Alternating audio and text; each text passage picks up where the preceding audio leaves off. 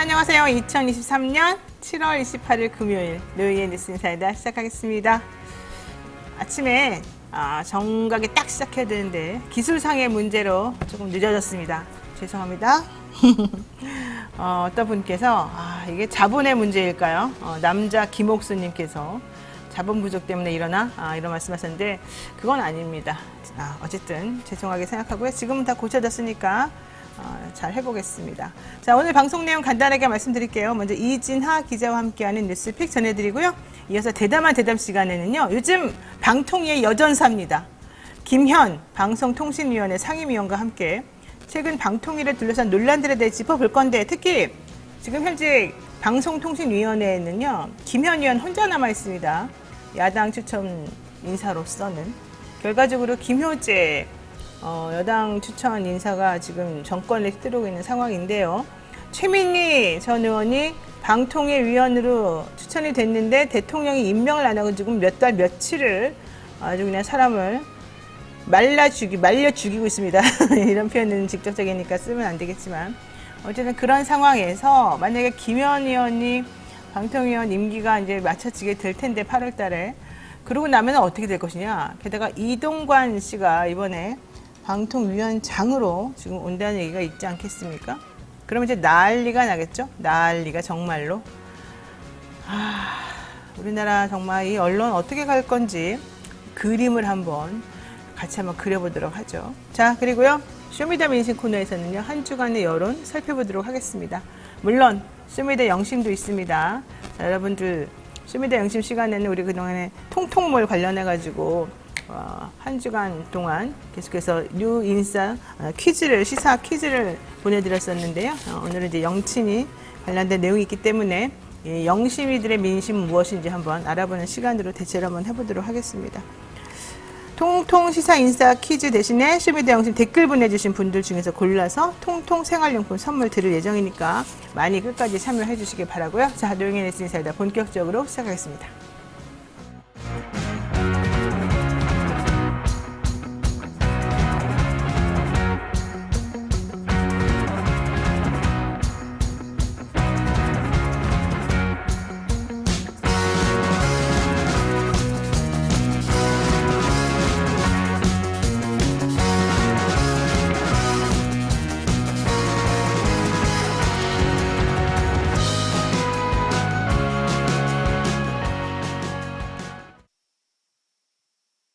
네, 바쁜 아침 꼭 알아야 된다.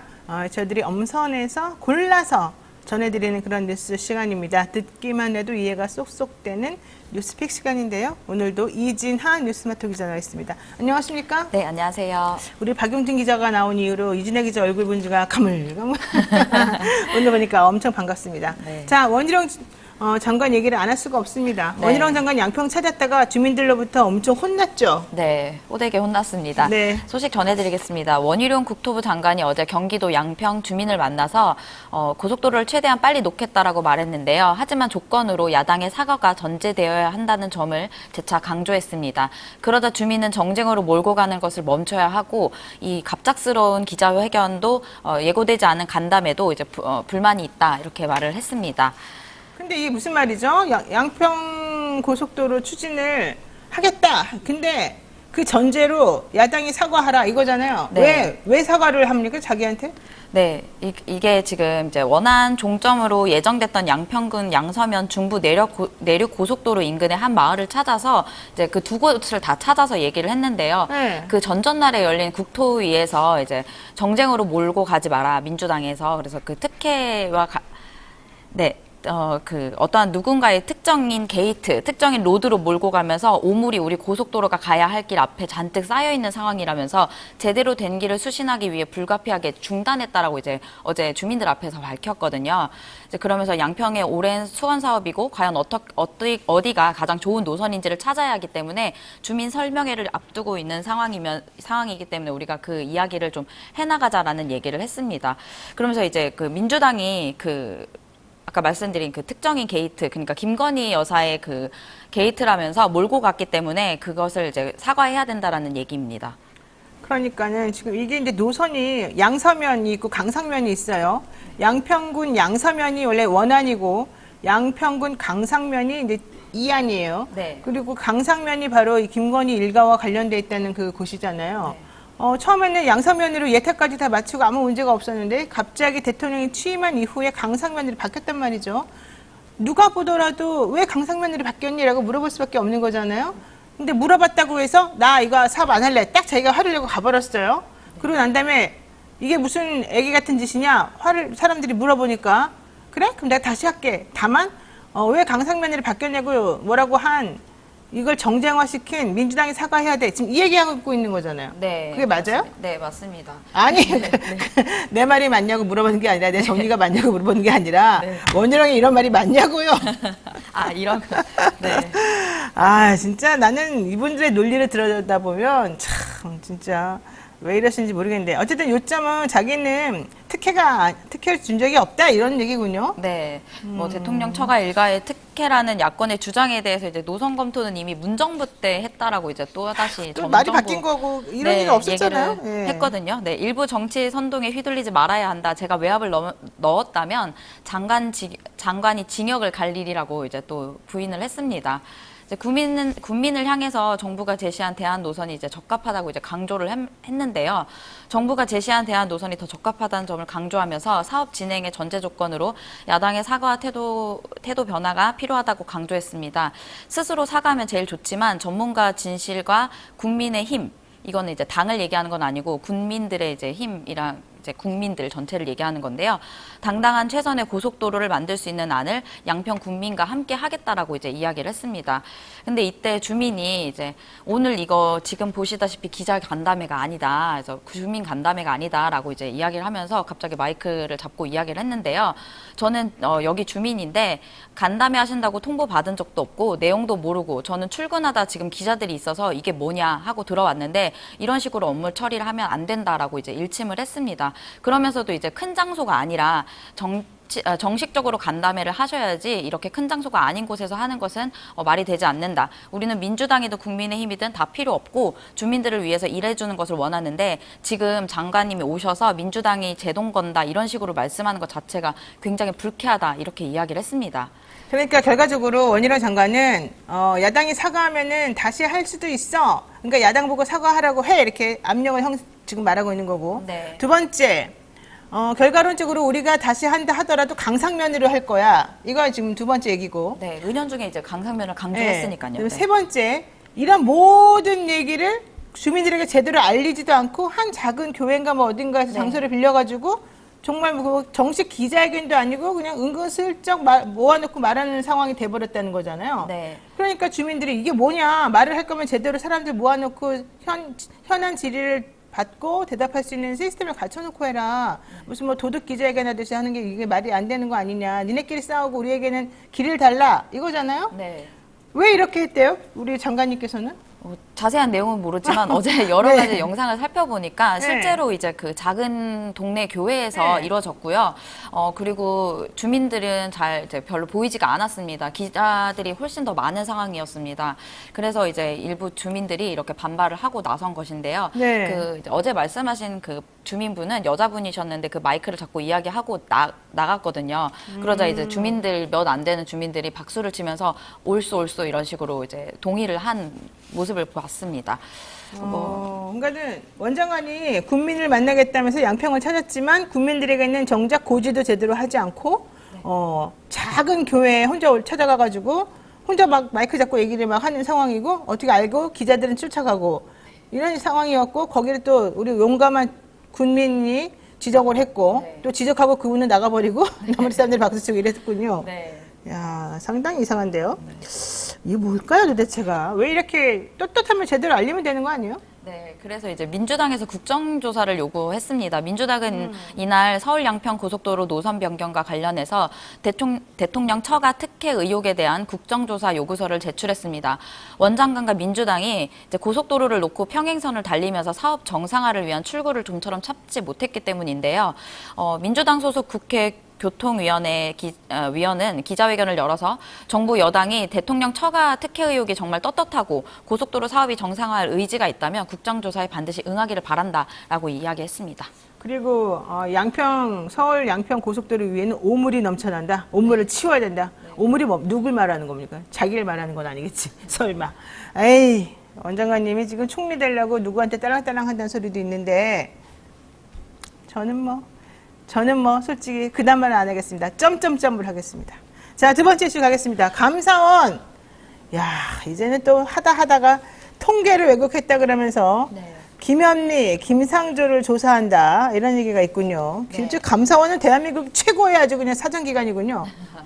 네, 전현희 전 국민권익위원장을 대대적으로 조사했던 감사원이 또다시 문정부를 향해서 조사에 나섰는데요. 네. 집값 통계 개입 의혹을 감사해온 감사원이 김현미 전 국토부 장관과 김상조 전 청와대 정책실장을 어제 대면 조사한 것으로 확인됐습니다. 앞서 김수현 청와대 전 정책실장과 장하성 전 실장도 조사를 받은 것으로 알려졌습니다. 그러니까는 도대체가 안 건드리는 데가 없네요. 이 정권은. 그러니까 지난 정권에 조금이라도 나라의 녹을 먹었다 생각이 드는 사람이 그냥 다 건드리는 거예요. 다. 감사원이 도대체 몇 명이나 되길래 그냥 모든 것을 다 이러다 감사원 과로사겠어요? 감사원 사람들 전부 다. 아유, 정말 나는 이해가 안 가는데. 어쨌든 네. 감사원이 김현미 전 국토부 장관 그리고 김상조 전 청와대 정책실장을 대면 조사했다. 네. 김현미 장관하고 김상조 실장은 또 실세라고 불렸던 그런 사람들이기도 한데 네. 게다가 앞서 김수현 청와대 전 정책실장하고 장하성 전 실장도 그때 조사를 받았었거든요. 안 건드린 사람이 없는데 좀 있으면 문재인 대통령도 부르겠네요. 거의 이제 일단 이 내용에 대해서는 좀 네. 말씀을 드리면요. 감사원은 지난해 9월부터 국가 통계 시스템의 운영 및 관리 실태에 대한 감사를 시작했는데요. 10달 만에 가장 윗선인 전 청와대 정책실장 실장 3명과 김현미 전 장관에 대한 조사를 마무리한 셈입니다. 이제 감사원은 주간 주택 가격 동향 조사가 매주 목요일에 공표되기 전에 네. 한국부동산원이라고 해서 지금은 이 이름인데요. 예전에는 한국감정원이라는 이름이거든요. 네, 한국감정원. 네, 내부에서만 공유되는 통계 잠정치를 국토교통부 공무원들이 미리 청와대에 보고한 정황을 포착했다라면서 조사에 들어간 것입니다. 이게 또 비리가 있다 이런 얘기군요. 네. 그러니까 주간 주택 가격 동향 조사가 매주 목요일마다 공표가 됐었는데 이 일주일에 한 번씩 공표되기 전에 내부에서만 공유되는 이런 통계 잠정치라고 하는 이 자료를 미리미리 청와대에 보고했었다. 자, 그러면 안 되는 건가 보죠? 네, 뭐 그 얘기가 되고 있는 거는요. 네. 일단 이제 감사원이 부동산원의 주택가격 동향 조사 과정에서 이른바 아웃라이러라고 불리는 이상주택 거래 가격 등을 걸러낼 때 국토부 공무원들이 자신에게 부여된 권한을 넘어 개입했는지 이런 것들 때문에 이제 조사를 하고 있다라고 했는데요. 네. 이제 문정부 때 이제 당시 청와대 관계자는 주간 주택 가격 동향 조사 통계의 본질적인 한계를 보정하는 과정에서 일부 국토부 실무진이 부동산원을 상대로 과도한 언행을 했다라고 이제 하더라도 정부 차원에서 조직적 개입은 없었다라면서 이제 이야기했고요. 야당에서도 이제 이런 식으로 감사원의 통계 조작 의혹, 감사에 대한 문정부 출신의 이제 인사들이 정치 보복의 감사다 이렇게 반발을 하고 나섰습니다. 그러니까 지금 감사원 주장은 한국부동산원 즉 구한국감정원은 일주일에 한 번씩 이 결과를 보고하기 전에 통계 잠정치라고 하는 것을 가지고서 원래 자료를 만드는데 그 통계 잠정치를 어떻게 반영시키느냐에 따라서 실질적으로 정책 결정이 좀 달라질 수가 있다. 근데 그런 것들이 달라지는데 영향을 미치기 위해서 이런 그 수석이라든가 뭐 장관이라든가 이런 사람들이 영향력을 행사했다. 이제 그렇게 보나 봅니다. 네. 그래서 그런 과도한 영향력을 어떻게 행사했는지, 어떻게 조작질을 했는지, 어떻게 꼼수를 부렸는지, 그래서 마치 잘 돌아가고 있는 것처럼 국민을 속였는지를 우리가 보겠다. 네. 지금 그런 주장을 하고 있는 거죠. 여기에 대해서 다른 사람, 수석이라든가 뭐 장관이라든가 말이 있었는데 결과적으로 우리 그런 적 없다. 네. 이게 요점이죠. 네. 주택 동향 조사는 주간과 월간으로 나뉘고 아파트만 대상으로 이루어지는 주간 단위 주택 동향 조사에서는 그럴 수조차도 없다. 먼저 이런 얘기도 지금 했었긴 했는데 네. 결과적으로는 그렇다 하더라도 그 당시에 통계 신뢰도도 떨어지고 뭐 어쩌고저쩌고 이런 비난은 좀 있었습니다. 네. 아이고, 감사원 조만간 집값 통계에 대한 감사 결과를 공개한다고 하는데 또 한번 후폭풍이 불지 아니면 또 여당이 또 지나치게 사람들을 괴롭힌 것으로 결론이 날지 네. 지켜보겠습니다. 네. 우리 이진아 기자 보기에는 어때요? 저는 집이 없어서 몰라요? 네. 알겠습니다. 자, 조만간 집값 통계에 대한 감사 결과를 또 감사원이 공개한다니 한번 지켜보도록 하죠. 이진아 기자 수고 많으셨습니다. 네, 감사합니다. 네, 자, 생방송 댓글 참여 계속 부탁드리고요. 잠시 후 저는 김현 의원과 대담한 대담으로 돌아오겠습니다.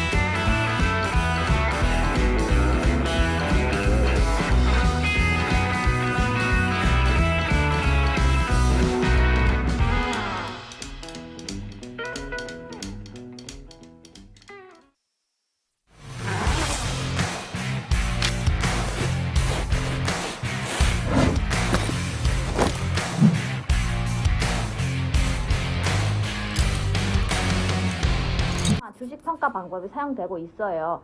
그 다 들어봤죠 이거? 이건 기본이잖아. 이거 모르는 사람 있어? 있어? 자, PAR 뭐야? 남은 거. 그치. 그게 주당 시장.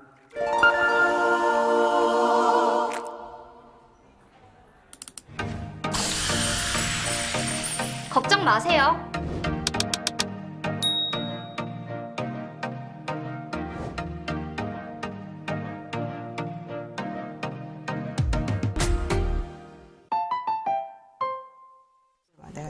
네.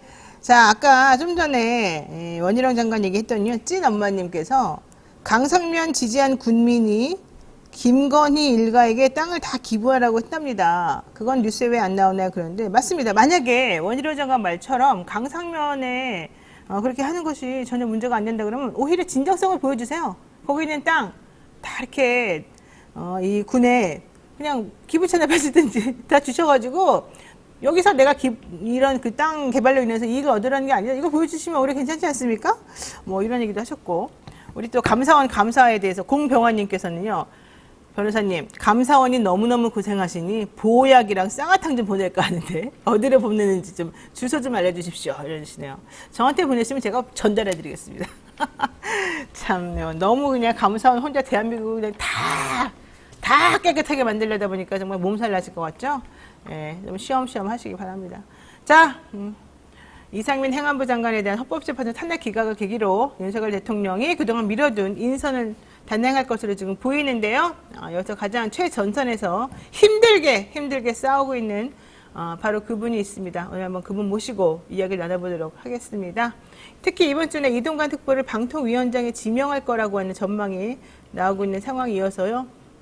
정말 이 여전사를 안 보실 수가 없었습니다. 김현 방송통신위원회 상임위원과 함께 이야기 나누겠습니다. 어서 오십시오. 안녕하세요. 그 지난번에 단식 갔었잖아요. 네. 단식 왜 왔었었죠?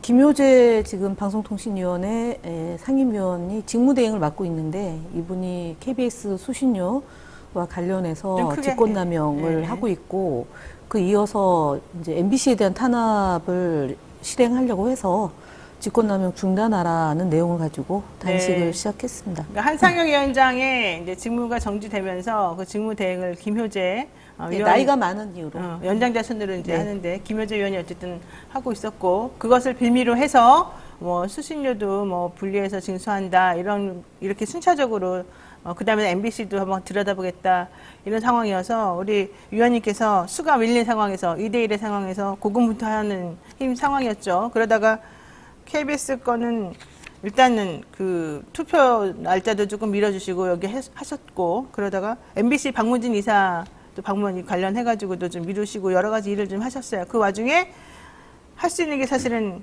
단식밖에 없었어요. 단식 투쟁밖에. 뭐 더 있는데 네. 예, 일단은 단식만 했습니다. 그래서 결론은 어떻게 됐어요? 그래서 단식이 성공하셨나요? 일단은 5일째 되는 날 김효재 직무대행이 제 방으로 찾아와서 단식을 멈춰달라라고 해서 그러면 명분을 줘라. 그럼 박문진 현재 이제 박문진에 대한 검사 감독권 행사를 실질 현장 감사 나가는 거는 중단하겠다라고 했는데 사실은 그 직후에 또 이제 남영진 이사에 대한 청문 절차를 밟고 있어요. 그래서 그 부분에 대해서도 사실은 직권남용이라고 주장은 하고 있는데 그냥 뭐 안면 까고 지금 몰아붙이고 있는데 그 부분에 대해서도 고민입니다. 어떻게 투쟁할지에 대해서. 그러니까 원래 그때도 알았다고 해놓고는 단식을 일단 푸니까 또 남현진 이사에 대해서 노골적으로 또 압력과 네, 또 그렇습니다. 압박을 행사하고 있네요. 보니까 아유, 그럴 줄 알긴 알았지만 좀 심하다. 그래서 안 할 수가 저는 없습니다. 사실은 좀 순진해서 제가 순진하지는 않은데 할 줄은 몰랐어요, 그렇게까지는 솔직히. 안 할 거라고 생각을 했어요. 왜냐하면 이분이 이제 저희가 그동안 5기에서 활동을 하면서 나름대로는 물론 조선일보 출신이긴 하지만 네. 저희가 정치인 출신이 외려 대화도 잘 되고 서로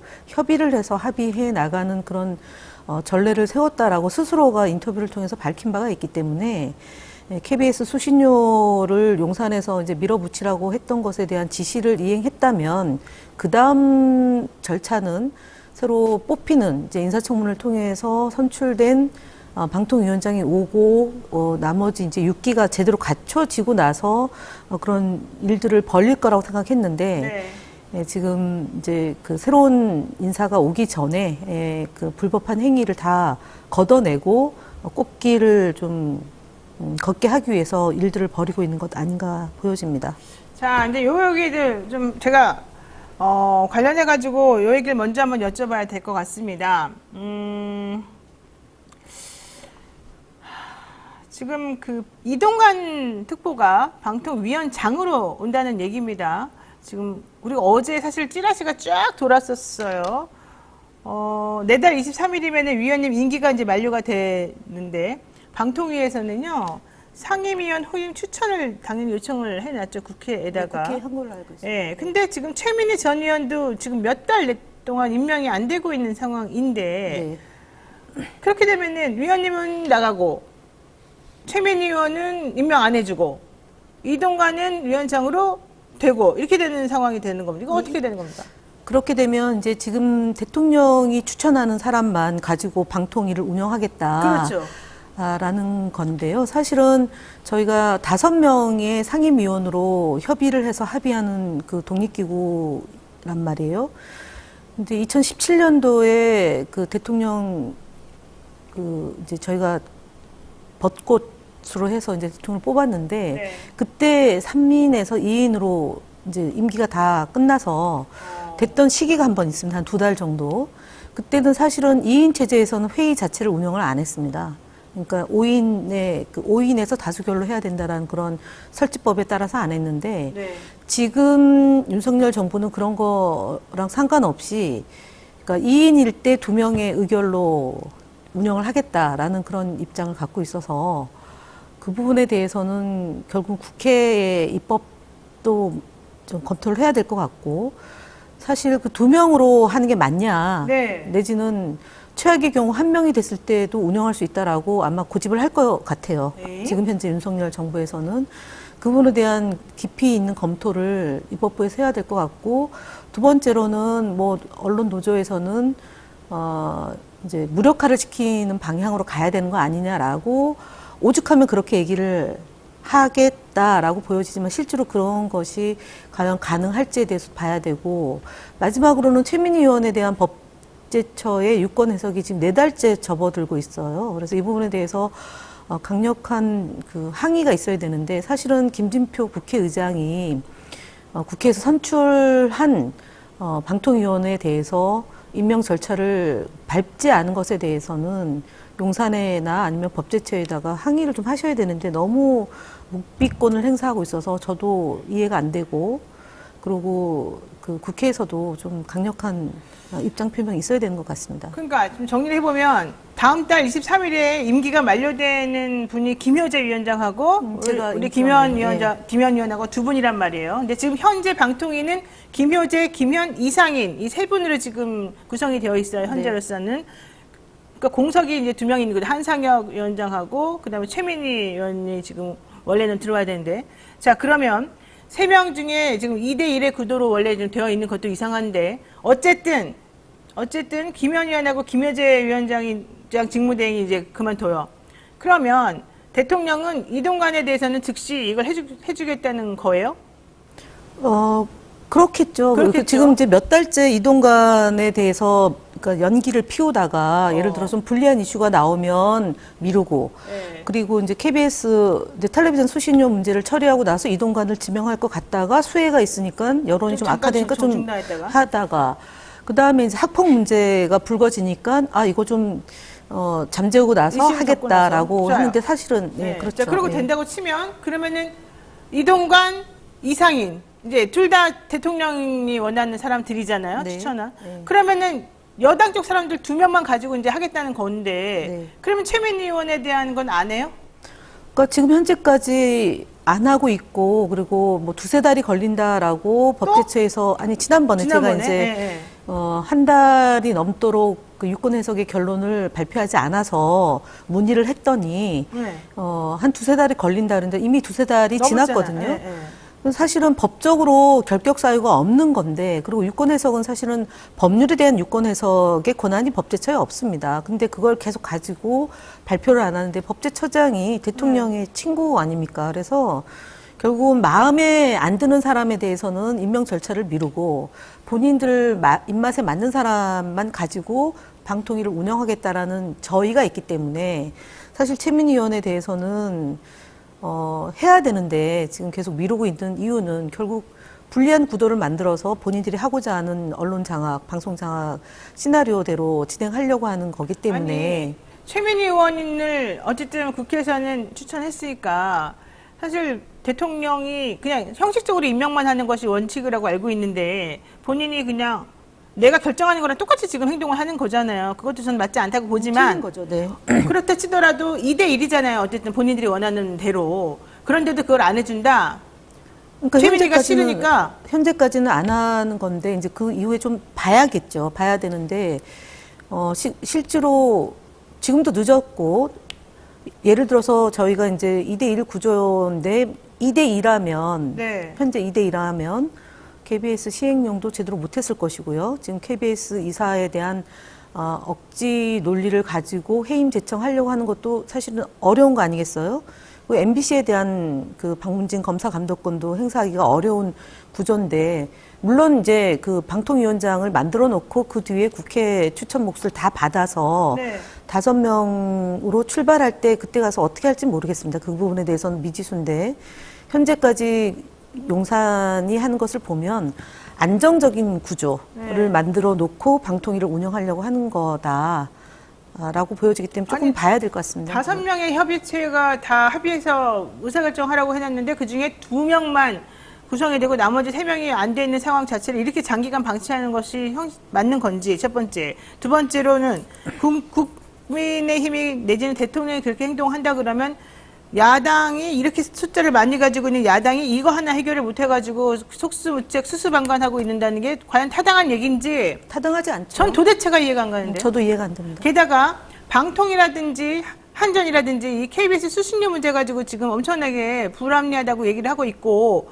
현실적으로 이 수수료 분리징수 때문에 문제가 너무 심각하다고 생각해서 헌재에 이 문제를 지금 해결해달라고 혹은 내지는 판단 좀 해달라고 올려놓은 상태이기도 하고 그런 상황인데 그렇다면 언론이나 이런 곳에서 나서가지고 이것도 좀 문제 삼아서 뭔가 조치를 취해봐야 되는데 그것도 지금 다 막혀서 아무것도 제대로 못하고 있는 상황이라는 게 과연 있을 수 있는 일인지 이것도 저는 이해가 안 가요. 그렇죠. 좀 너무 무력해요. 무기력한데 예. 지금 이제 워낙 그 핵 폐기수 문제도 심각하게 제기되고 있고 그다음에 그 양평 고속도로 변경 문제도 이제 정치권에서 핫한 이슈고 네.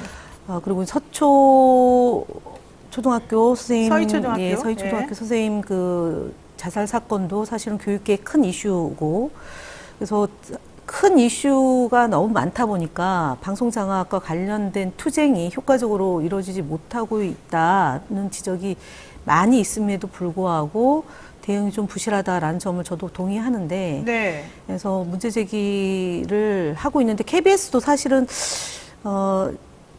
예전 같지 않은 것 같고요. 이제 언론계 분위기도, 그리고 이게 그리고 종이 신문에서도 제대로 효과적으로 지금 보도가 안 되고 있고 해서 좀 답답한데, 많이 얘기를 해야겠죠. 그러니까 지금 위원님 말씀 들어보니까 방법이 없어 보이는데요. 말씀하는 것 보더라도 자신감도 없고 좀 구체적인 방법이 없어 제가 보이네요. 이제 공무원, 지금 현직이 공무원이고, 이제 제가 8월 23일까지 임기인데, 지금 많은 언론 종사자들이나 이제 시민사회단체에서 움직임은 있지만, 이게 옛날처럼 연대나 이런 게 잘 안 된다고 하는 얘기가 또 들리고요. 그리고 어쨌든 사법부나 아니면 검찰이나 예전에는 좀 견제와 균형이라는 게 있었는데, 윤석열 정부, 그러니까 검찰총장 출신의 대통령, 그 다음에 요소요소의 검사 출신들을 배치해서 네.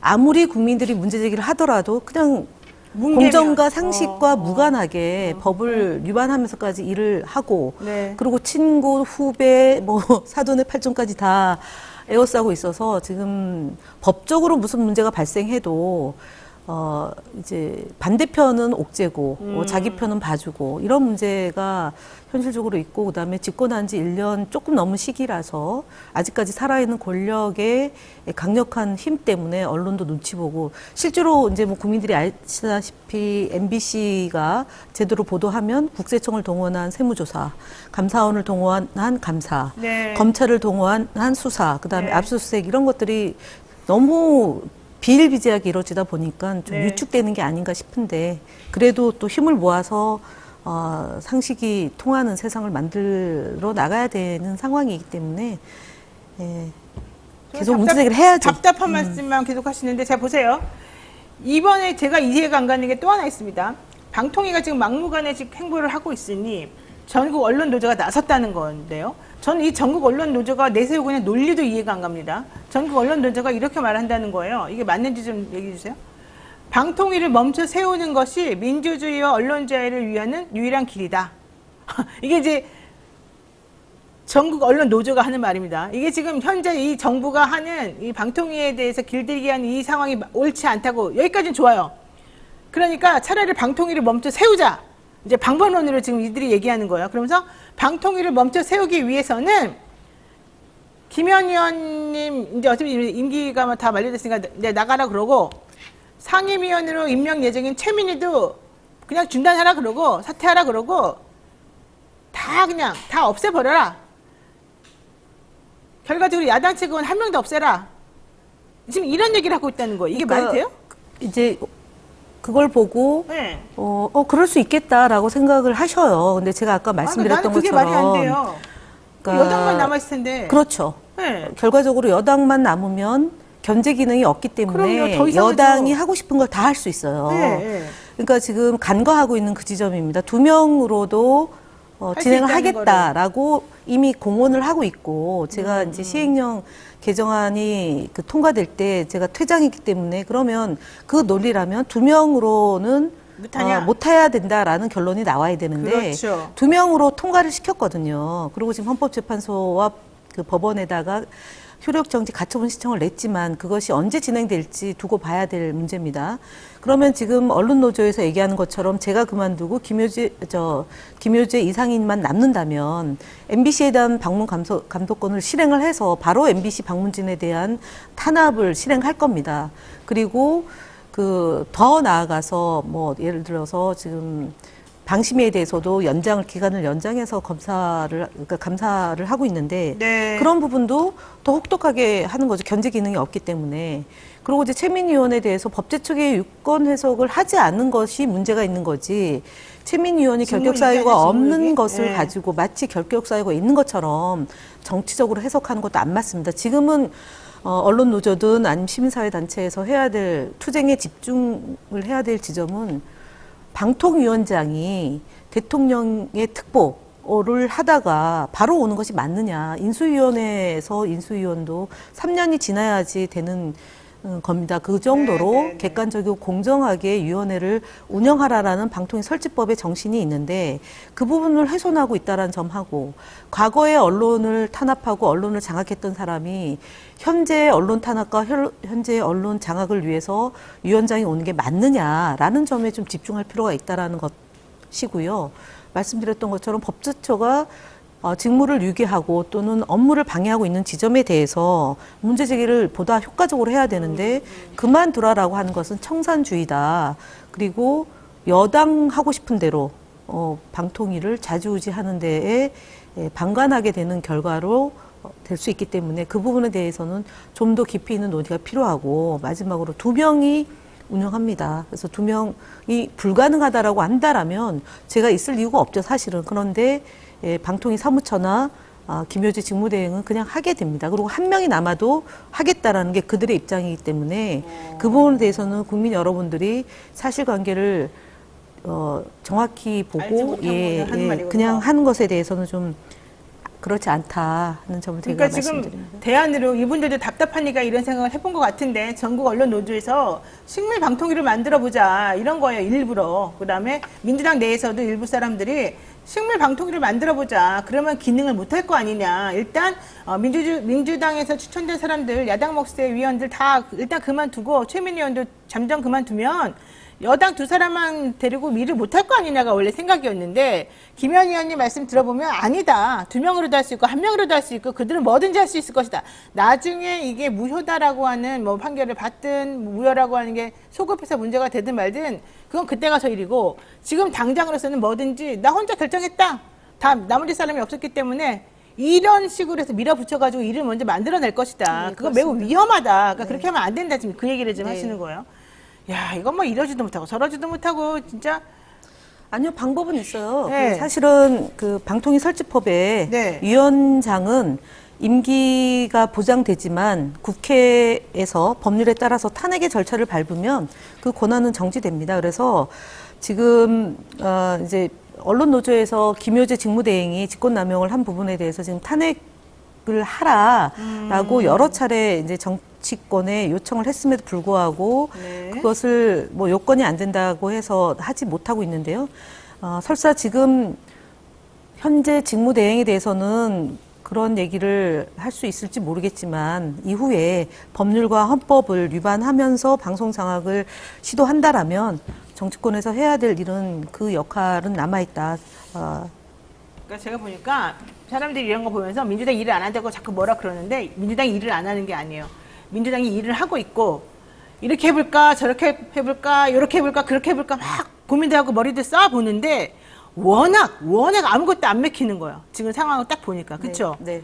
이렇게도 안 먹히고 저렇게도 안 먹히고 만약에 상식적인 선에서는 이 방법 먹혀야 되고 저 방법도 먹혀야 되는데 상식이 안 통하는 거예요, 말하자면. 근데 어떻게 이런 일이 벌어질 수 있죠? 사실 제가 이제 그러니까 방송통신위원회에 있으면서 전반적으로 언론의 흐름이나 네, 약간 네. 그 방송의 흐름을 쭉 보는데요. 실제로 그 이전에는 살아있는 권력을 견제하는 기능으로 언론의 역할이 있었습니다. 그런데 그렇죠. 앞서 말씀드렸던 것처럼 국세청의 세무조사, 검찰의 압수수색과 기소, 그다음에 이제 탄압 이런 것들이 너무 노골적으로 진행이 되다 보니까 검찰 또는 이제 살아있는 권력에 대한 견제를 제대로 할 수 없는 그런 상황입니다. 그래서 그러다 보니까 이 기울어진 운동장이 훨씬 더 기울어졌는데 그럼에도 불구하고 여당에서는 심지어 지상파 방송의 공정하고 객관적인 보도조차도 네. 그것을 못하게 하기 위한 그런 이제 수순밟기를 하고 있다.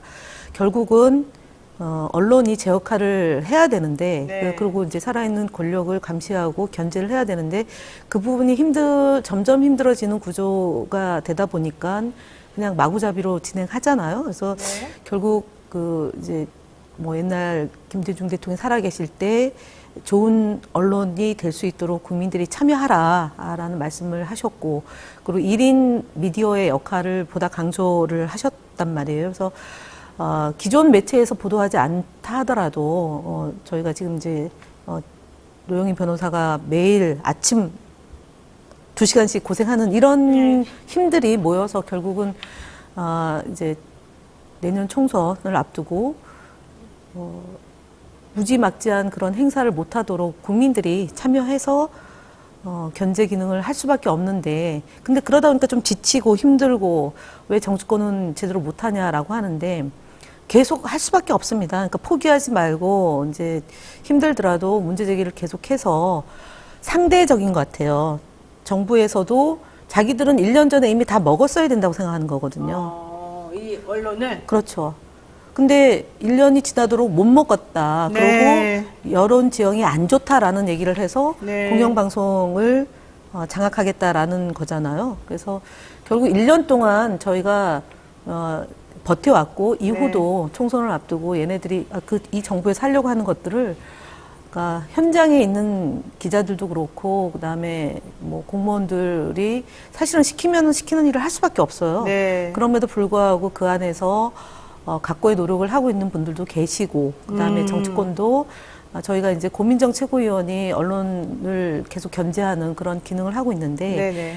그러니까 더디지만 힘을 모아서 바로 잡고 그리고 그 장악하려고 하는 시도들을 막아내는 그런 노력들을 기울여서 가야 된다. 뭐 도리가 없습니다. 뭐 원론적인 네. 얘기를 지금 하셨는데 또 이거 봅시다.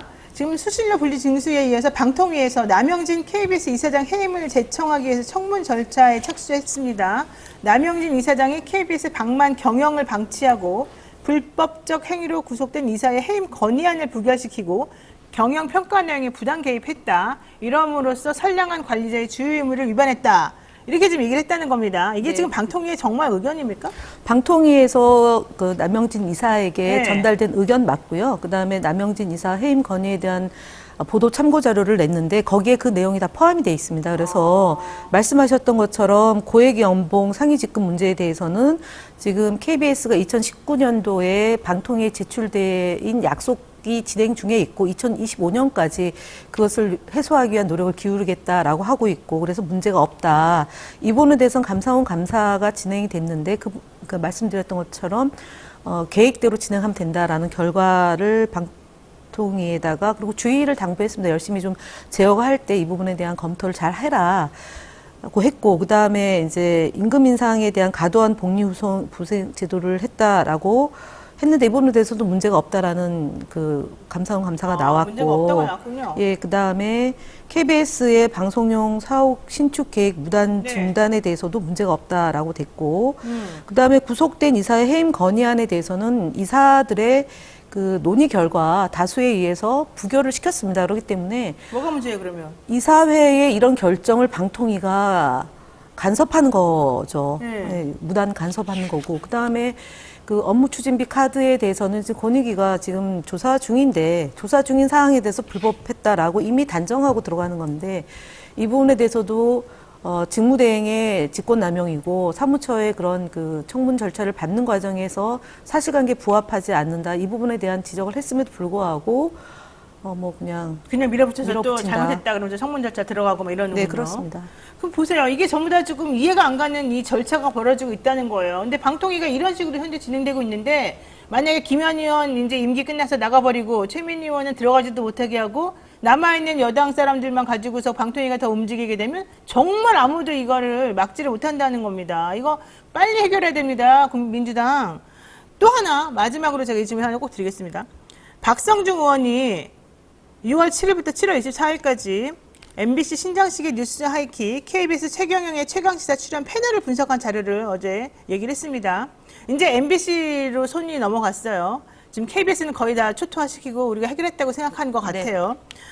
그러니까 이렇게 될 줄 알고 지금 지난번부터 단식도 하시고 사실 위원님이 그렇게 하신 거예요. 그렇지만 소용이 없었어요. 솔직히 말해서. 자, 이 박성준 의원실에서 얘기한 건 이겁니다.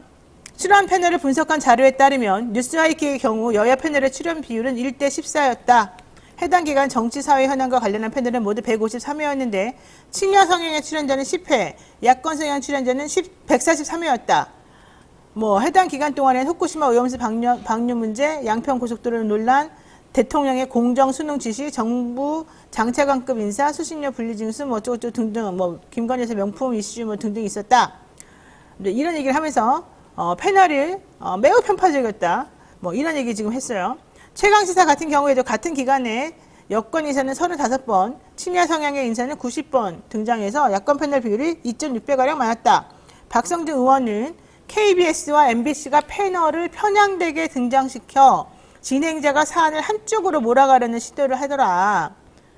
그리고 천공 얘기를 또 구체적으로 막 지적을 하면서 진행자가 이거 너무 나간 거다라고 또 옆에서 추임새까지 집어넣더라. 먼저 이런 얘기를 합니다. 그리고 패널 전원을 야권 인사로 채우기도 하더라. 뭐 이런 예를 이렇게 아주 구체적인 걸 다 이렇게 밝혔어요. 그랬더니 이 방송국에서는 패널 선정이 어렵고 뭐 사안마다 다르고 뭐 이런저런 변명은 했지만 그런 건 이제 다 먹히지 않았죠. 자, 이런 지적은 어떻게 지금 생각하시고 이런 걸 들어서 방송이 지금 좌편적이고 편협하다라고 말하는 건 맞는 말입니까? 틀린 말이죠. 틀려요? 방송 편성에 대해서는 누구도 간섭할 수 없습니다. 사실은 방송법 위반입니다. 그리고 네. 두 번째로는 성향을 분석해서 현직 정치인이 국민들에게 공개하는 것은 일종의 블랙리스트죠. 사상을 검열하는 건데 네. 그 부분에 대해서도 옳지 않다고 저는 개인적으로 보고 있고요. 네. 이것이 문제가 된다면 방심위에서 검토를 해야 될 사안이죠. 그렇죠. 그러니까 방심위 소위에서 해야 되는데 실제로 지금 이제 KBS 라디오 분석 1차적으로 했고 2차적으로 지금 MBC, KBS 같이 하는데 제가 좀 이상하다고 보는 것 중에 하나가 국민의힘이 이렇게 하면 민주당이나 정의당이나 이런 그 야당에서 이제 이런 지적을 좀 맞불을 해야 되는데 그런 노력을 좀 안 해요. 게을리한다. 대응이 없어요. 이런 점에 좀 애석하게 생각하고 저도 저희가 이제 방심위 차원은 아니지만 그 이제 국회의원들이 그런 자료 요구를 하는 걸 이렇게 보고를 받아보면 기준과 원칙에 따라서 지금 그 여당에서 주장하는 것처럼 다 옳은 건 아니고요. 두 번째는 현실적으로 민주당, 정의당 포함해서 180석 아닙니까? 네. 그 다음에 국민의힘이 한 110석이잖아요. 네. 그러면 기본적으로 3대2 구조인데 당연히 야당 성향의 패널이 높을 수밖에 없죠. 그러면 다음 총선에서 여당이 득표를 좀 많이 해가지고 국회의원 숫자를 늘리면 여야 균형이 맞겠죠. 네. 그런데 여야 균형이 지금 안 맞는 데서 맞추라고 얘기하는 것은 여당을 오히려. 편향되게 부르라는 건데 나오지 않으면서 책임을 방송사에 돌리는 것은 좀 안 맞다. 좀 그런 부분이고 야당이 좀 분발했으면 좋겠습니다. 네. 180석을 갖고 있는 야당이 110석 갖고 있는 여당이 이렇게 주장하는 것에 대해서 논리적인 모순이 있다는 점을 좀 지적해서 대응을 하면 국민들이 덜 지치죠. 사실 지금 김현 의원이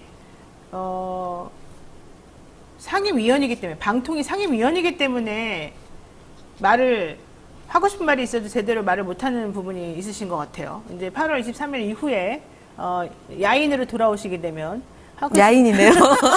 하고 싶었던 말이나 정말 해야 될 말이나 우리들에게 알려줘야 될 말이나 이런 것들을 좀 정리해서 속 시원하게 얘기를 해주실 것 같습니다. 네. 예, 다시 이제 야인으로 딱 들어오시면 첫 번째로 저희가 다시 모시기로 하고 그때까지 몸 상하지 말고 네. 잘 하시기 좀 바라겠습니다. 답답하고 답답해요. 네, 그 답답해요. 이게 잘 안 되는 것 같지만 제가 이제 공무원으로 있으면서 여야를 다 보고 정부도 보는데 그렇죠.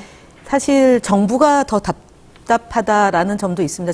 정부가 볼 때. 왜냐하면 마음대로 되지 않아서 대통령 지지율이 30%대 초반이다.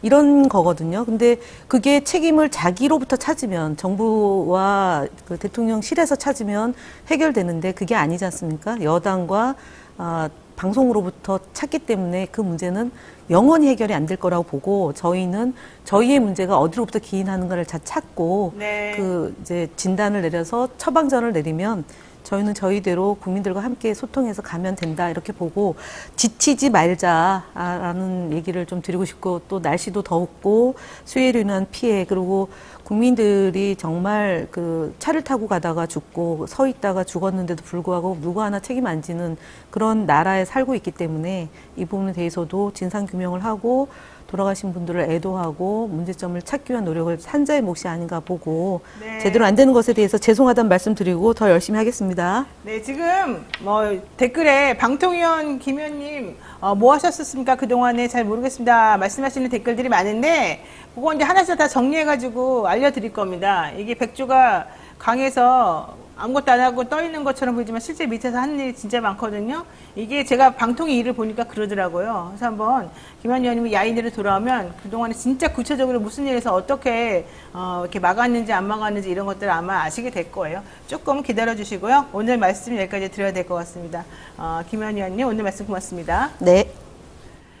네, 여러분 지금 노영의 뉴스인사이드 함께하고 계시고요. 저는 잠시 후 쇼미더미신 코너로 돌아오겠습니다.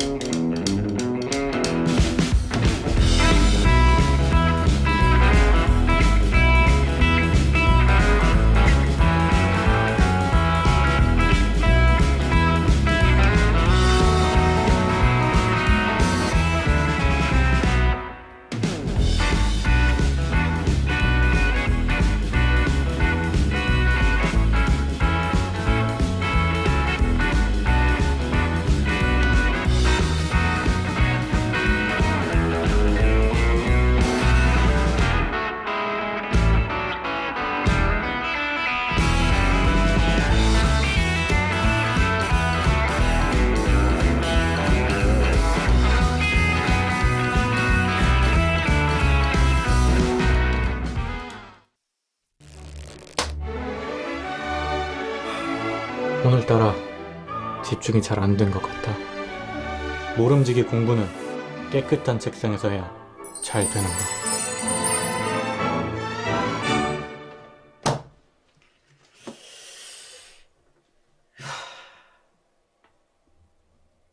피곤한데 내일 할게.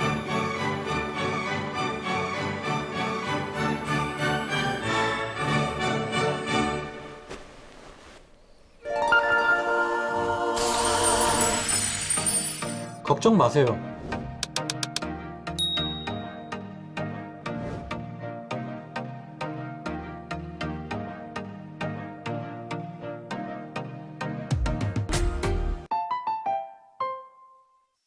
네, 스윙프레스님께서요, MC 노영희 변호사께서 대통령 집무실 명칭을 예전에는 대통령실발 관련 뉴스를 전할 때는 청와대에서는 이렇게 전하더니 지금은 용산에서 이렇게 전하네요 말씀하셨는데 그거 당연한 거 아닙니까? 옛날에는 대통령실이 청와대에 있었고 지금 용산에 있으니까 이제는 청와대라고 안 부르고 용산에서는 이렇게 말하는 게 맞죠.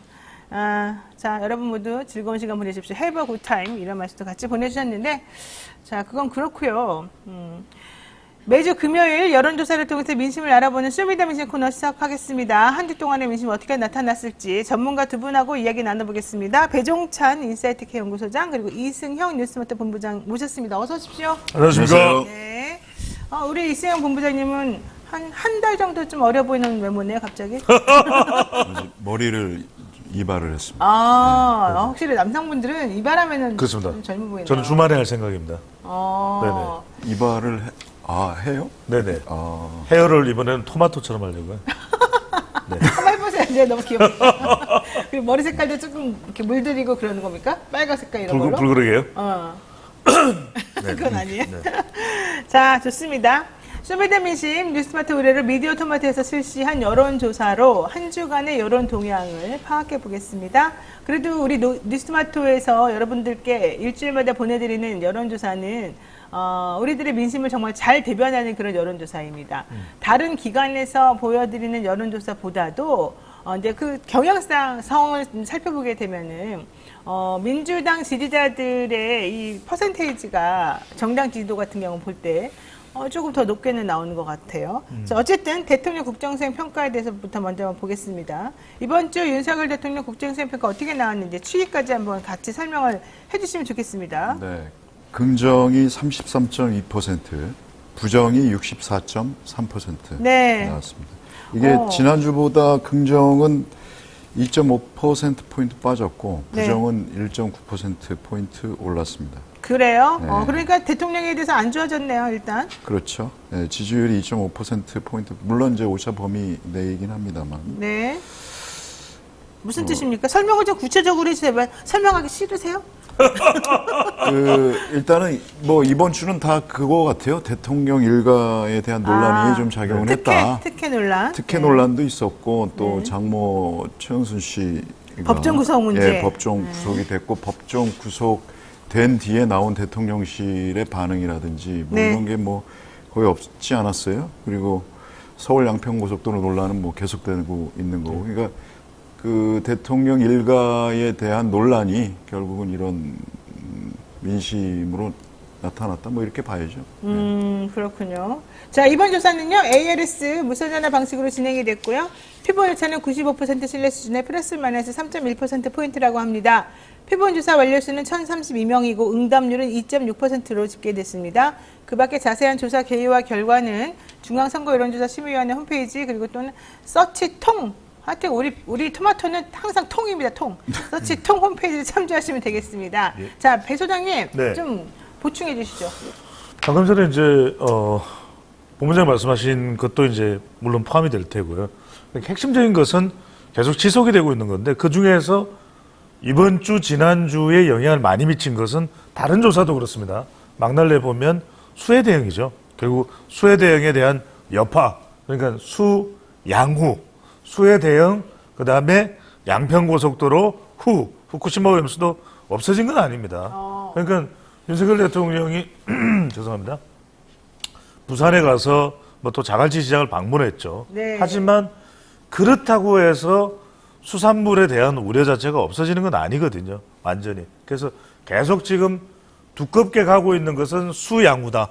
시간이 지나면 이제 수해 대응은 조금 옅어질 수 있는데 새로 이걸 이제 대체하고 있는 것이 대통령의 배우자인 김건희 여사와 관련된 장모나 또는 이 서울 양평간 고속도로에 대한 명확한 해명이나 이런 부분들이 계속 작동이 되고 있다고 봐야 되겠죠. 그러니까 지난주보다 긍정 평가가 2.5% 정도 떨어졌어요. 물론 이게 오차범위 내입니다. 이 오차범위가 플러스 마이너스 3.1 정도, 표본 오차 95% 이렇게 되니까 오차범위 내여서 이걸 뭐 아주 유의미한 차이다라고 보기는 어렵지만 경향성만 살펴보게 되면 그렇죠. 추세를 보는 게. 내려간 건 내려간 예. 거여서 대통령실에서는 이 정도 여론조사 결과를 보게 되면 좀 긴장하는 그런 분위기는 나올 것 같습니다. 그리고 지금 좀 전에 두 분이 말씀해 주신 것처럼 왜 이런 결과가 나왔느냐. 최은순 씨 법정 구속되면서 그 아주 부정적인 내가 무슨 잘못이 있어요 이러면서 막 판사님한테 막 이렇게 땡깡 부리듯이 한 그 행동도 법정에서 그랬고. 보통 일반인들이 그렇게 할 수 있나요? 보통은 저는 못 봤어요. 저는. 그러니까 두 가지인데 이제 태도를 보여준 것이 굉장히 이제 재판부의 판결에 대해서 바로 법정 구속되니까 뭐 이제 몸부림을 쳤다, 뭐 소리를 질렀다 이런 게 이제 전해졌고 또 하나는 뭐냐면 법정 구속이 된 그 내용입니다. 그렇죠. 내용인데 도주 우려예요. 근데 도주로도 있고 재범 방지도. 그러니까요. 그러니까 이게 참 제발 현직 방지. 대통령의 장모인데 도주 우려. 그러니까 이게 결과적으로는 이 법정 구속된 2심의 판결 내용이거든요. 네, 그러니까 맞아요. 장고 증명을 위조했다. 네. 그러면 이걸 다시 또 더 추가적으로 가능성이 있다. 그러니까 이런 부분들을 이제 우려한 것이죠. 1년도 약하다는 그렇죠. 또 여론도 많죠. 네. 뭐 누구는 표창장 위조했는데 4년 나왔는데, 예. 그 은행 그게 법정에서도 증거로 또 냈다는 거 아니에요? 그 위조된 그거를? 따로 그건 완전히 따로 한 건이 돼 있는 겁니다. 예. 그 완전 뭐 사법부를 우롱하는 그런 거였는데 1년이 너무 약하다 뭐 이런 여론이 더 많은 것 같아요 오히려. 어쨌든 대통령의 장모님께서는 억울하다를 외치면서 끌려갔습니다. 그 모양새가 사실은 상당히 좋지 않았는데 재판부에서 일단 1심에서는요. 1심에서 선고된 징역 1년 판결을 그대로 유지하면서 충분히 방어권이 보장되었고 불법의 정도가 매우 크다 이렇게 법정 구속 사유를 밝혔습니다. 범죄 행위로 얻은 이익과 불법의 정도가 매우 크다. 물론 1심에서는 이 사람의 고령이라는 이유로 구속은 시키지 않았었습니다만은 최 씨는 선고 후에 돈을 벌려고 그런 게 아니다. 그럼 돈을 벌려고 그런 게 아니라 뭘 하려고 그랬다는 거죠? 그리고 위조된 잔고 증명서가 실제로 법원에 소송 증거로 제출됐는지 몰랐냐라고 물어봤더니 그냥 묵묵부답하고 그냥 넘어갔다. 뭐 이런 얘기도 나오는데 이분이 제가 봤을 때는 상고심에서 뭐 뒤집히거나 뭔가 되거나 이러지는 않을 것 같아요. 왜냐면 이게 무죄가 나오지 않는 이상은 사실은 뭐 뒤집어야 될 가능성은 별로 없거든요. 이렇게 되면은 대통령에게 상당히 부담이 될 수밖에 없다. 이런 얘기입니다. 자, 양평고속도로 얘기를 빼놓을 수가 없는데요. 26일 날 국회 국토위에서 원희룡 국토부 장관이 사업 백지화를 발표한 원인이 민주당 때문이다라고 말했습니다. 원 장관에게 사과를 요구하고 국정조사 추진을 민주당에서 지금 예고를 했는데, 자, 요것들은 지금 이 국민들에게 어떠한 영향을 미쳤을까요? 민주당이 어저께 국정연구소 요구서 제출했죠. 네. 예, 당론으로 채택을 했고, 근데 과연 이게 이루어질 것인가? 솔직히 좀 의문이 있고요. 왜냐하면 그것도 안 돼요. 그 국토위를 보셨잖아요. 그 원희룡 장관 나와서 질의응답할 때 보니까 뭐 민주당에 저는 조금 약간 민주당이 좀 한 방이 없지 않았나. 한 방을 좀 기대를 했었는데 조금 그 원희룡 장관이 오히려 거기서 자신감을 얻지 않았나라는 생각도 들어요. 그래요? 예. 오히려 뭐 큰 소리 치고 뭐 양평 어저께 내려가서 주민들 만났다는 거 아니에요? 네. 거기서 불과 보름 전에 전면 백지화 한다고 해놓고 양평 가가지고는 또 뚝심 있게 추진하겠다 이런 아니 말을. 근데 할 테니까 민주당 사과해라. 근데 사과가 전제되는. 내가 아니 근데 제가 볼 때는 강상면으로 은근슬쩍 가면서 뭐 사과 받은 거 치고 사과 받은 걸로 치고 할 것 같아요. 정신 승리가 대단하다니까요. 멘탈이 참 대단한 그러니까 분이다. 민주당이 뭘 잘못했다고 지금 사과를 하라는 모르겠어요. 거니까. 그거는 그러니까 이거는 뭐 원희룡 장관이 정치적으로 자신의 승부수를 던졌다고 봐야 되죠. 자신의 정치를 위해서 승부수를 던진 사안이다. 그러니까 백지화한 것 자체가 일단 이해가 안 되는 거고요. 왜냐하면 백지화했다고 했는데 지금 민주당에서 사과하지 않았는데 재추진하잖아요. 재추진 되고 있는 거예요, 사실상 국토부에서는. 그래서 주민들을 만나서 간담회를 한 거죠. 또 하나는 뭐냐면 관계법입니다. 근데 이제 관계법인데 이게 그렇다면 이제 절차에 대해서 원희룡 장관이 아주 소상하게 알고 있느냐. 장철민, 한준호, 그다음에 이소영 이렇게 물어보거든요. 네. 근데 이제 핵심은 뭐냐면 이 관련 땅이 김건희 여사 일가의 관련 땅이 수익성이 가능하냐는 부분에서 원희룡 장관이 단호하게 선을 그었거든요. 법을 바꾸지 않는 이상 아예 불가능하다. 그런데 가능해요. 관계법이. 그래요? 그럼 세 번째는 뭐냐면은 네. 심상정 의원이 제기를 한 건데 이게 지금 그래서 중도층이나 MZ세대나 무당층의 여론이 안 좋은 게 설사 영향을 노선 변경에 김건희 여사 일가나 이 가족들이 영향을 안 줬다 하더라도 그래도 발생하는 게 뭐냐면 이해 충돌이잖아요. 일단 이 도로가 건설되고 나면 현직 대통령의 가족의 땅이 거기 있다. 그러면 이거는 곤란한 문제인 거죠. 그러니까 그 부분에 대해서는 명확하게 심상정 의원의 질문에 대해서 원희룡 장관이 잘 답변을 못했어요. 아니, 그러니까 원희룡 장관이 사실은 자기가 자료를 국토교통부 홈페이지에 올려놓을 테니까 다 다운받아서 봐라. 내가 틀린 말이 뭐가 있냐 이랬어요. 근데 솔직히 그걸 다 들여다보면 하나도 앞뒤가 안 맞는다. 이래서 야당 간사 최인호 민주당 의원이 국토부의 자료 공개 과정과 내용이 특혜 의혹을 해소하기는커녕 오히려 특혜 의심을 훨씬 더 키운다. 대국민 거짓말 자료 공개 쇼에 불과하다. 이렇게 지적을 했어요. 그러면서 박상혁 의원도 국토부가 요구한 자료는 제출하지 않고 마치 자료 전부를 공개한 것처럼 하는 것 자체가 거짓이다. 사과하라. 이렇게 말하니까 원 장관이 이 지경까지 온 것은 이해찬 전 민주당 대표가 당원 교육에서 난데없이 의혹을 들고 나왔기 때문이다. 이런 말을 한 거예요. 전혀 앞뒤가 안 맞는 동문서답을 한 거예요. 그러면서 야당이 사과하라 그러니까 이번 사태는 민주당 전현직 대표의 괴담 유포 때문에 시작이 된 것이다. 이성과 상식으로 문답을 주고받을 수 있는 수준을 넘어섰고 여기는 정치적인 목적, 거짓 선동으로 그동안 여러 번 재미를 봤기 때문이다. 이렇게 대답을 한 거예요. 질문에 대한 대답은 안 하고 딴소리를 계속 말도 안 되는 소리 한 거잖아요. 뭐 상당히 수재고 공부 되게 똑똑하- 잘하죠. 예. 근데 왜 이렇게 요즘 막말을 어제도 그 양평 주민들 만나서 뭐 오물이라는 말을 네, 도로에 오물이 쌓였다 막 뭐 그랬어요. 그렇게 말씀을 하시고 말이 또 이렇게 왔다 갔다 하는 게 참 깃털처럼 가벼운 분이다. 백지화 갑자기 한다. 충격요법이라고 하고 어쨌든 저는 국정조사를 설령한다 하더라도 국토부가 지금 정보와 자료를 다 독점하고 있잖아요. 이런 이상 저는 상당히 회의적이다. 그러니까 결국은 국토부 내부에 내부자라든지 뭔가 있어야 민주당에서도 한 방을 보여줄 수 있지 않을까. 그러니까 이번에 국토위 그 질의응답은 좀 제가 볼 때는 좀 약했다. 민주당에서 하는 게 좀 그렇죠. 화력이 좀 약했다. 말씀대로 좀 약간 조금 더 분발을 해야 된다. 이렇게 자신감을 갖고 하는 거는 국토부가 어쨌든 정보와 자료를 다 독점하고 있다는 그런 자신감도 있을 거고요. 원장관으로서는. 또 가서 양평 주민들 만나 양평 주민들을 또 설득하면 된다는 또 그런 생각도 갖고 있을 거고. 예. 하여튼간 이상해요. 그래서 심상정 의원하고도 서로 좀 안 맞는 말도 한 거 아니에요. 심상정 의원이 월간 진도 보고서를 그럼 달라 이랬더니 원장관이 안 됐다. 작성도 안 됐는데 뭘 주라는 거냐? 아니 월간 진도 보고서가 작성이 안 됐다는 게 그것도 다 올라가 있는 거잖아요. 말이 자료에 올라가 있는데. 알겠죠? 이제 어떻게 해석을 해야 돼요? 한준호 의원이 보여줬던 거 아니에요? 그러니까 한준호 의원이 자기가 이제 주겠다 이렇게 얘기했는데 핵심은 이겁니다. 그러니까 이걸 정책적으로 풀어야 되는데 정책적으로 풀기가 어려운 것 같아요. 그러니까 이제 전면 백자 이야기를 한 거 정치적으로 푸는 거죠. 성보수를 던져서.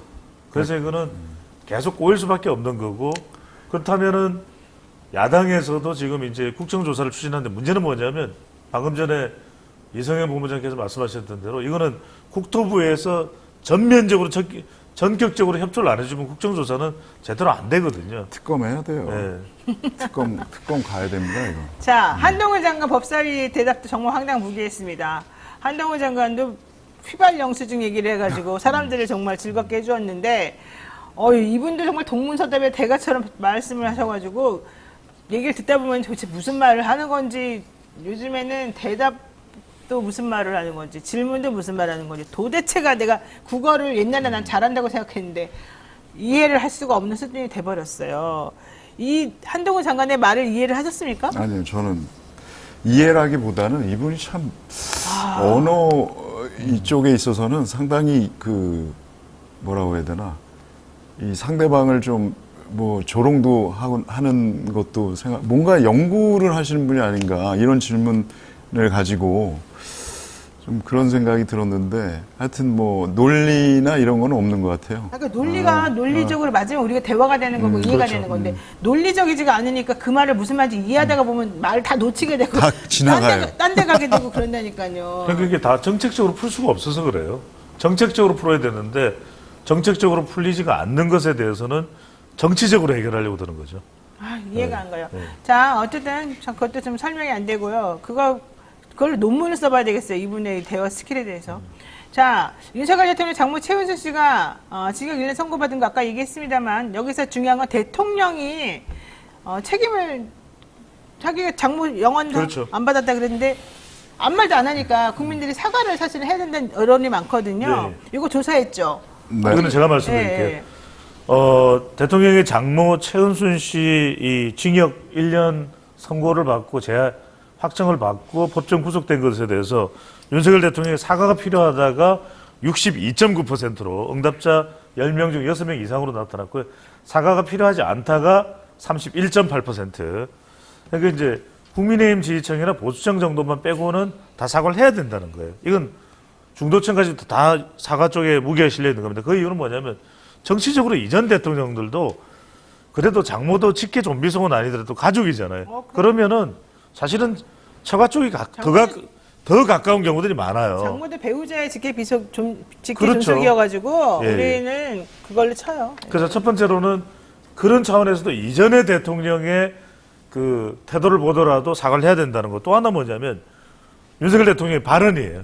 이 장모가 10원도 뭔가 손에 끼친 게 없다 그랬는데 그 부분이 아닌 걸로 나타나거든요. 네. 그러면은 이 부분에 대해서는 적어도 대통령의 발언과 차이가 나는 부분에 대해서라도 사과를 해야 된다는 거죠. 그러니까 지난번에 이상민 장관 탄핵 기각됐을 때 뭐라 그랬어요? 대통령실에서 반헌법적 엄청나게. 행태라는 등 사과해라 또 야당에. 근데 장모구속에는 뭐 사법부 판결에 대해서는 말하는 뭐 건 적절하지 않다 말했죠. 그게 참 이게 과연 상식적인 정권이냐라는 생각이 들고 네. 일단은 이렇게 자기 일가의 어떤 이런 비리나 이런 게 되면 당연히 사과를 해야 되는 건데 왜 그러지 않느냐? 국민을 무섭게 보지 않았기 때문이죠. 예전에 노무현 대통령 같은 경우는 한 10여 차례 임기 동안 대국민 사과, 담화 이런 걸 했어요. 뭐 아예 그 대통령도 아닌 당선자 신분일 때도 그때 무슨 일이 있었냐면 대구 지하철 그 방화로 엄청난 분들이 또 희생이 되셨는데 그때 스스로를 죄인이라고 하면서까지 하셨단 말이죠. 네. 그 노건평 씨 형에 대해서. 도 부동산 의혹이 있으니까 대국민 사과했습니다. 어물쩍 넘어가는 법이 없었어요. 네. 왜 그러냐? 진정성이 있고 국민들을 무서워하기 때문에 왜 이 사람을 안 하느냐? 윤석열은 왜 안 하느냐? 네. 자, 그러면 이것도 한번 물어볼게요. 난 이 논란도 꼭 짚고 넘어가고 싶어요. 대통령 관저 선정 과정에 천공이 아닌 풍수지리 전문가 백재건 교수가 개입했다는 의혹이 추가로 나왔지 않습니까? 이거는 경찰에서 발표한 내용입니다. 천공이 아니라 백재건이가 갔다. 그러고 나니까 여당에서 봐라 언제 천공이 갔냐 그 얘기를 막 엄청나게 했어요. 자, 그럼 천공은 안 갔다 치더라도 풍수지리 전문가라는 사람은 가도 되냐? 이 사람은 민간인 아니냐? 이게 이제 핵심이 됩니다.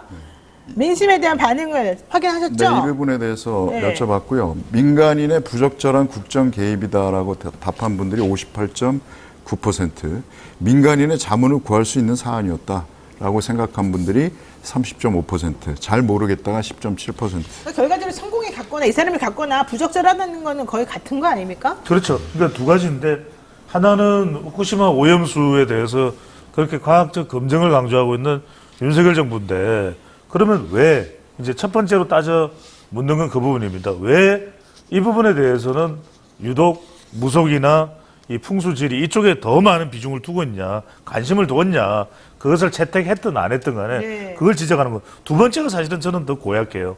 두 번째는 뭐냐면 천공 아니라 그랬잖아요. 그럼 천공은 아닌데 백재근이잖아요. 그러면 부성찬 전 국방부 대변인이 이야기했던 대로 백재근이라고 이야기하면 되잖아요. 근데 경찰 수사를 해서 CCTV를 보면 다 나올 내용인데 뭐 천공도 수염이 있든 백재근도 수염이 있든 그게 중요한 게 아니라 백재근이더라 이야기하면 되잖아요. 알고 있잖아요. 근데 말을 안 한 이 부분이 더 고약한 거예요. 아니, 그러니까 왜 만약에 이분이 진짜 간 게 맞다면 처음부터 백재건이 갔다. 그럼 되는 거지. 이제 와서 갑자기 수염이 똑같다 이러면서 백재건이 갔다. 결국 들키면 안 되니까 숨기려고 했던 혹시 거고. 이승현 본부장님 시험 기르시는데 혹시 이승현 저도 본부장 지금 갔다 온 거 깎아야 아니야? 되나 지금 생각 아니 중이에요. 갔다 온 거 아니야? 네? 밑에만 깎으시면 돼요. 대통령실이 그 당시에 뭐라고 했냐면 저희도 뉴스토마토도 보도하지 않았습니까? 네. 그 보도나 이 의혹에 대해서 이것은 국민과 공무원에 대한 모독이다. 악의적 프레임이다라고 했잖아요. 이제 와서는 전통문화 풍수지리학적 관점에서 보기에 백 교수가 한테 요청을 했다. 이게 무슨 말이에요, 방구예요. 이 본부장님 말씀에 추가할 게 뭐냐면 국민의힘 대변인이 그랬어요. 갔지만 그거 적용 안 했다. 그랬어요. 갔지만 솔직히, 적용 안 했다. 백정원 씨 혼자 또 갔는지 또 누가 있는지 그건 모르는 겁니다. 아직 몰라요. 자, 극우 유튜브를 알려진 김영호 통일부 장관 후보자 인사청문 보고서 채택 그리고 송부를 위한 국회 외교통일위원회 전체회의 개최 여야 합의 실패했습니다. 대통령이 결과적으로 아마 그냥 그럼에도 불구하고 임명을 강행할 것으로 지금 보여집니다.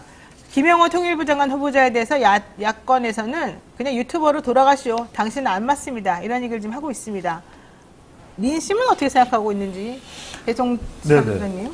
예, 제가 말씀드릴까요? 예, 적격하지 않다가 52.7%, 적격하다가 24.4%, 잘 모르겠다 22.8%입니다. 네, 이거 설명 좀 들어볼까요?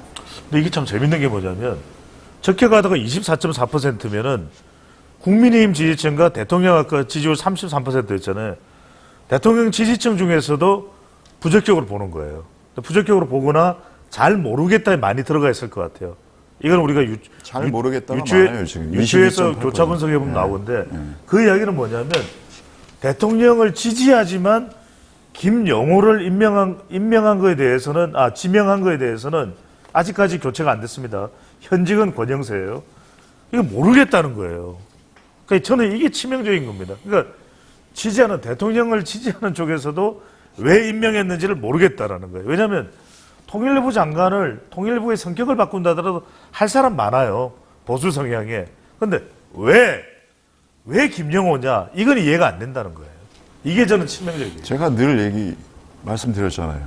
그 자리에 앉지 않으면 안 될 그런 사람들만 앉힌다고. 앉으면 안 되는. 왜?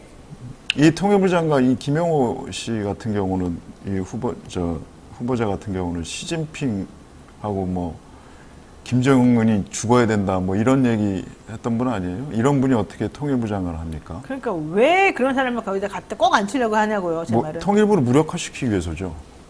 여가부 장관 지금 하라고 지금 보낸 거 아닙니까? 여가부 장관한테 그럼 왜 월급을 주면서 그 조직을 유지하고 있는 겁니까? 해체도 안 시키면서. 세금은 왜 그럼 갖다 씁니까?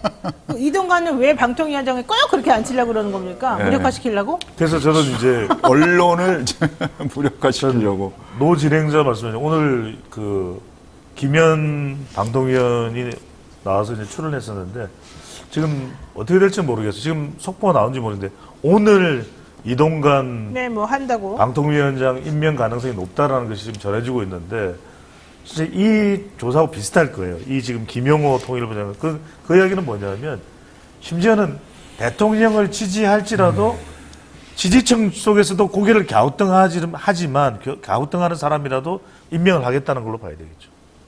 자, 마지막 정당 지지도 확인해 보겠습니다. 어떻게 됩니까? 국민의힘이 32.5% 나왔고요. 더불어민주당이 48.1%, 정의당이 2.5%.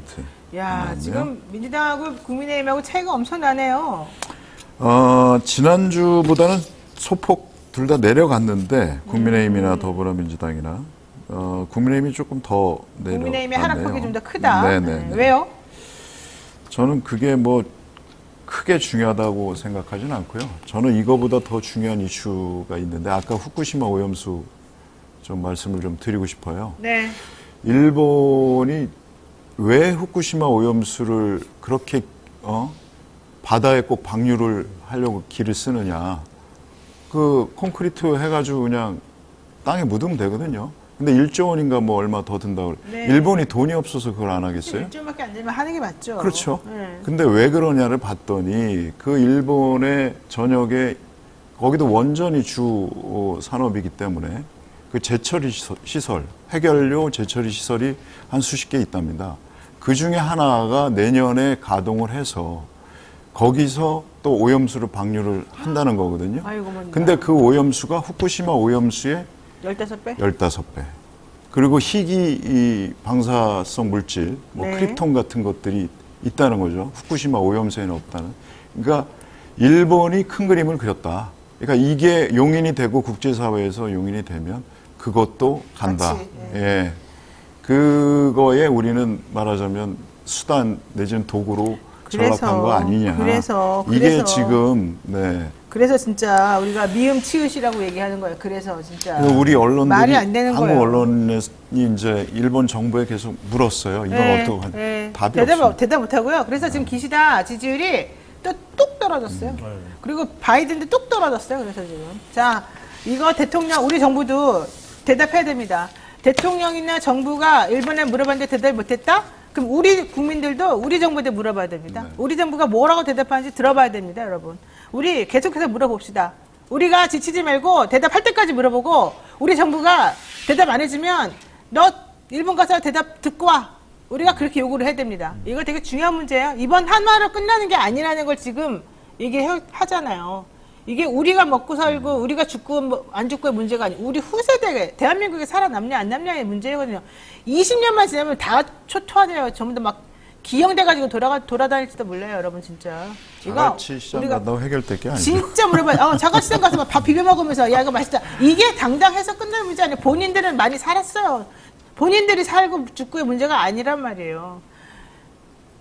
지금 태어난 애기들 뭐 사람 많이 안 태어난다고 얘기할 수가 없어요. 지금 그런 얘기할 때가 아니에요. 자, 저희가 준비한 내용 여기까지고요. 오늘 쇼미더미심은 배동찬 소장님하고 이승현 본부장하고 여기까지 정리합니다. 자, 곧 이어서 곧바로 쇼미더 영심 시간 하겠습니다. 지난주 커뮤니티 설문조사 결과 짚어보고 여러분들이 남겨주신 신박한 댓글 소개해드리는 시간입니다. 자, 영신이가 픽한 내용이죠. 수해 대처 과정 중에서 최악의 빌런이 누구냐? 아, 이거 재미있겠다. 이거 되게 좋아. 최악의 빌런이 누구냐? 네, 자, 질문 먼저 해주십시오. 우리 이거는 좀 힘차게 배종찬 선생님이 질문해주세요. 그렇습니다. 이번 수해 대처 과정에서 전국적인 컨비로 79명의 인명희생, 다수 이재민 발생, 농경지 침수 등 피해가 속출했습니다. 이번 재난 과정에서 기하의 마음을 가장 크게 상하게 한 최악의 빌런. 빌런. 누구입니까? 이게 약간 그거 비슷해. 최악의 빌런 누굽니까? 비슷하네요. 대답을 27,000명이 넘는 분들이 해주셨군요. 네. 1등이 88% 윤석열 대통령이네요. 예. 네, 대통령이? 당연하죠. 대통령이 최고 책임자인데. 그 다음이 김영환 충북지사가 7%. 네. 원희룡 국토부 장관도 들어가 있네요. 3%. 수해 현장 길막 인터뷰. 길막 인터뷰. 그렇지. 2%가 기타고 홍준표 대구시장 들어가 있습니다. 수해 중 주말 골프 하신 분. 야, 우리 대통령 빌런, 최악의 빌런이 됐군요. 아니 근데 이 조사에서는 저는 이제 당연히 이제 이 조사의 성격이라면 윤석열 대통령이 가장 높게 나올 건 예상했는데 홍준표 대구시장은 오히려 저는 반전이라고 봐요. 왜요? 1%밖에 안 나왔잖아요. 아니 이거 진짜 왜냐하면은 홍준표 시장은 그러면서 이번에 당원권 10개월 정지당했잖아요. 오히려 저는 동정 여론을 얻는다. 그래요? 오히려. 자, 아, 잠깐만. 여론 이건 그냥 재미로 하는 겁니다. 잠깐만. 이거 되게 중요한 부분이라서 이 말을 꼭 하고 넘어가야 되겠습니다. 제가 사실 이 말 안 하려고 그랬는데 지금 이 질문과 이 보기를 보니까 이걸 안 말씀드릴 수가 없습니다. 쇼미더 영심에서 하는 설문조사 결과는요. 일반적인 여론조사처럼 신뢰 구간을 따질 수 없다. 절대 여러분들께서는 이 부분에 대해서 유념하지 마시고 유념하지 마세요. 네, 스쳐 지나가는 내용으로 그냥 한번 웃고 마시길 바라겠습니다. 이거는 절대 신뢰할 수 없는 이거는 중앙선거 여론조사 심의위원회에 없는 조사. 네, 서치통도 들어가지 마십시오. 자, 우선 신박한 댓글 한번 볼까요? 네, 윤 대통령 머릿속엔 희생자들에 대한 애통함보다 그동안 외쳤던 카르텔밖에 없는 듯 슬픈 현실입니다. 네, 진짜 슬픕니다. 이거. 그렇죠. 이권 카르텔 얘기도 계속 하셨죠. 예. 네. 진짜 두 번째 댓글. 오늘 이게 베스트 댓글 후보 중에 하나일 것 같아요. 네. 윤석열, 김영환 투 콤보요. 김영환은 대통령의 해명을 오마주했을 뿐. 오마주는요. 존경의 뜻으로 그 원래의 말이나 원래 작품을 말한 사람의 걸 따라하는 거잖아요. 카피하는 거죠. 네, 그러니까 김영환 지사가 윤석열 대통령을 존경해서 뭐 내가 일찍 가봤자 달라지는 건 없다 이렇게 말했을 것이다 이겁니다. 그 다음 그 무정부 상태에서 국민들 스스로 얼마나 버텨낼 수 있는지 시험 중인 것 같습니다. 아이고 뭐지나 세상에. 각자 도생의 시대입니다. 네네네. 자, 마치 모두 똑같은 사람이 말한 것 같아 하나만 선택할 수 없었습니다. 아무도 국민을 사랑하는 마음과 책임감이 없는 답변입니다. 맞아요. 선택하기 힘드네요. 세트로 하나 만들어주시면 편할 것 같은데요. 네. 세상에. 네. 4콤보네요. 자, 대학 교수님들 올해 사자성어 각자 도생 어떻습니까? 아이고 너무 슬퍼요. 각자. 저는 이걸 오늘 베스트로 정해드릴 것 같아요. 그럴까요? 예. 각자도생으로? 네. 최악의 저들 중에서 하나만 고르라는 게 오히려 말이 안 되는 듯 전부 다 최악의 빌런들. 수해로 인해 희생된 모든 피해자들, 그 가족분들 생각하면 너무 마음이 아픕니다. 네. 특히나 십종자 수색 중에 희생당하신 우리 해병대 병사를 생각하면 제 마음도 이 지경인데 그 병사님 부모님은 구곡 간장이 찢어지는 아픔일 거라 생각하니 눈물이 멈추지 않습니다. 네. 부디 모든 희생자들의 명복을 빕니다. 네. 자, 그리고, 베스트, 예. 네, 베스트 댓글 뽑아주세요. 예. 각자 도생, 예, 이거 아까 저는 뽑으셨어요? 그 첫 번째, 윤 대통령 머릿속엔 희생자들에 대한 애통보다 카르텔밖에 없는. 아까 제가 말을 잘랐는데 원래 연결되는 말이 가족분들도 간절히 살아내 주시길 간곡하게 기도드립니다. 네, 그렇습니다. 기도드립니다. 저도 그렇게 말씀드리고 저도 하나만 뽑겠습니다. 이거는 이 댓글 말고요. 이 실시간 댓글 중에서 하나 뽑는데요. 박봉란님께서 진상들이 상을 받는군요. 최악의 빌런상. 네, 이게 그렇죠. 웃을 뭐. 일이 아닌데 너무 재치 있어가지고 박봉란님 지금 방송 듣고 계시면 여기다가 알려주세요. 진상들이 상을 받으며 이거 저희 커뮤니티에다가 노영이가 뽑았다고 해가지고 본인 그 연락 받으실 수 있는 거 알려주시면 거기 이메일 주소가 있으니까 보내주시면 저희가 통통 생활용품 보내드리도록 하겠습니다. 자, 오늘 저희 이렇게 해가지고요. 베스트 댓글 선정되시는 분들 통통 생활 제품 선물로 드릴 테니까요. 좀 더 자세한 사항은 유튜브 커뮤니티를 통해서 확인하시기 바라고요. 아까 우리 뽑으신 거. 네네. 저기 각자 도생. 각자 도생. 그다음에 우리 본부장님 뽑으신 카르텔 분. 밖에 없다. 네, 대통령 머릿속엔. 그분 플러스 제가 뽑은 분 세 분 축하드립니다. 네, 저희가 오늘 준비한 방송 여기까지고요. 다음 주에 더 흥미로운 주제로 돌아오겠습니다. 다음 주 월요일에 만나겠습니다. 고맙습니다. 감사합니다. 감사합니다.